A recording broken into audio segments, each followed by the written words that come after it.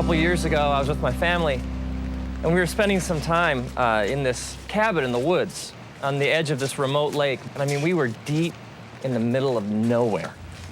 And one morning, my son Trace and I, we woke up and set out to take a walk around the lake. It was one of those mornings, like not a cloud in the sky, and the birds are singing, and my son Trace, he's about a little over a year old at the time. And so he's making all these little chirps and squawks that one-year-old boys make. And I had him in one of those hiking backpacks where he rode back here. So as I walk along, I can hear him making all his noises. And so we head out through the woods to walk around the lake. And it's just one of those, do you ever have those moments, like if you could just freeze them? It's just so beautiful. And we get to the other side of the lake, and we're exactly at the halfway point. We're the farthest possible point from the cabin, and we're rounding the bend to head back, and I look up and I notice clouds. And then it starts to rain. It always rains, doesn't it? It's interesting because the scriptures say all sorts of things about rain and storms. When Jesus is teaching about what it means to live like the fullness of life in his kingdom, when Jesus speaks of it, he speaks of two different people. He speaks of a person who builds their house on sand, someone who chooses to reject his teachings, and someone who builds their house on rock, who chooses to build their life on Jesus' teachings. And then the metaphor he uses is that of a storm that comes, and the person who rejects his teachings and his truth, essentially the house built on sand just gets destroyed, but the house that's built on rock stands.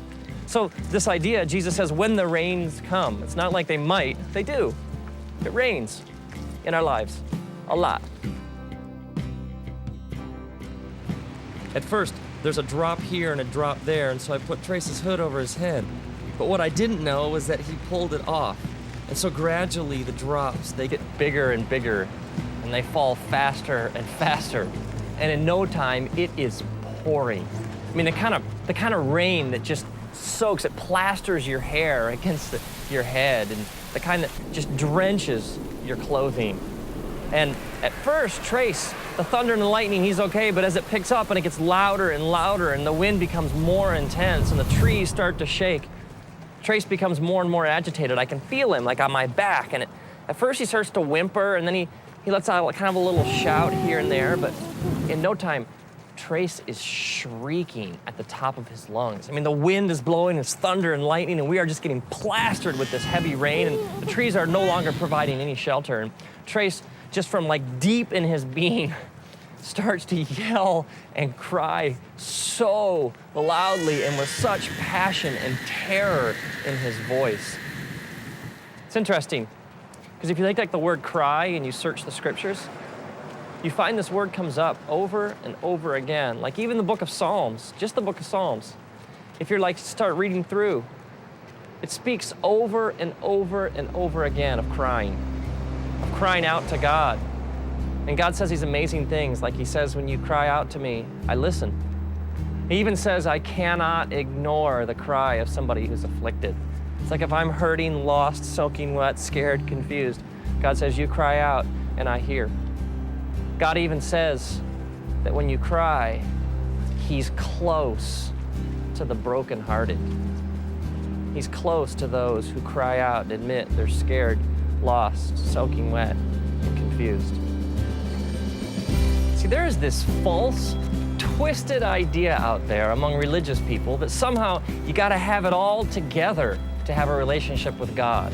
That like somehow God's only looking for people who have no problems and have it all nailed down and can put on like the happy face all the time. And yet the scriptures speak directly against this kind of thinking. I mean, Jesus is even just straight ahead and he says, come to me, all you who are weary and heavy laden. I mean, the essence of salvation is crying out to God and admitting I don't have it all together.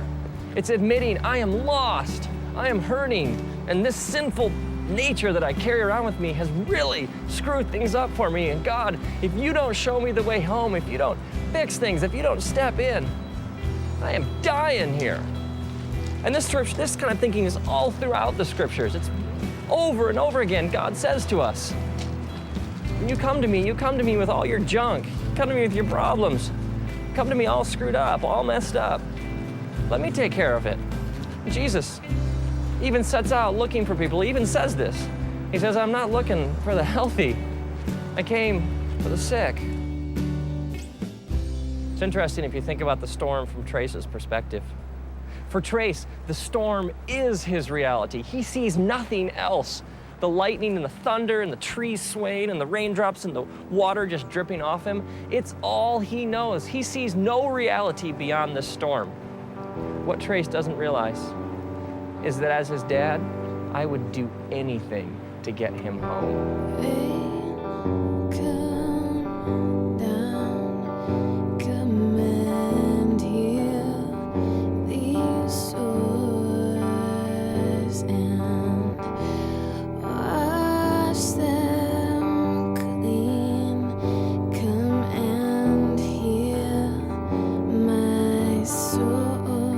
So at this point, Trace is shrieking at the top of his lungs in stereo right behind my head.